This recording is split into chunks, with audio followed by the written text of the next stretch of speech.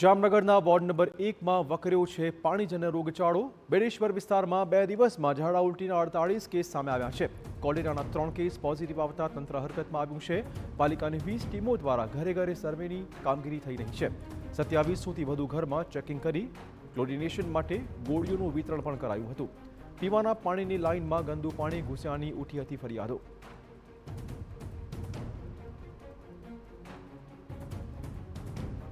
પાણીની બહુ સમસ્યા છે। પાણી બહુ ગંદુ આવી રહ્યું છે।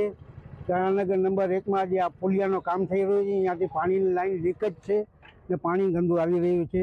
તો તમે આની કંઈ નિકાલ કરો। આ ગંદકી રોગચાળો ફેલાઈ રહ્યો છે, ઝાડા ઉલટી થઈ રહ્યા છે। પરિસ્થિતિ બહુ જ ખરાબ છે। 25થી 30 કેસ થયા છે જામનગર નંબર 1 વોર્ડમાં। સ્થાનિકોનો આક્ષેપ છે કે પાણીની લાઇનમાં ગટરનું ગંદુ પાણી ભળવાના કારણે રોગચાળો વકર્યો છે।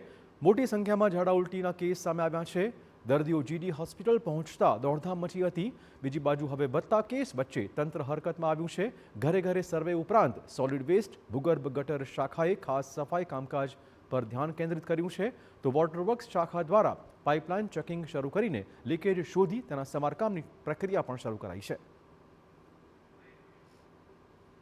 આરોગ્યની ટીમ, વોટર વર્ક્સ ટીમ, ભૂગર્ભ ગટરની ટીમ અને સોલિડ વેસ્ટની ટીમ દ્વારા ગઈકાલથી જ અમારી કામગીરી શરૂ કરી દેવામાં આવેલી છે।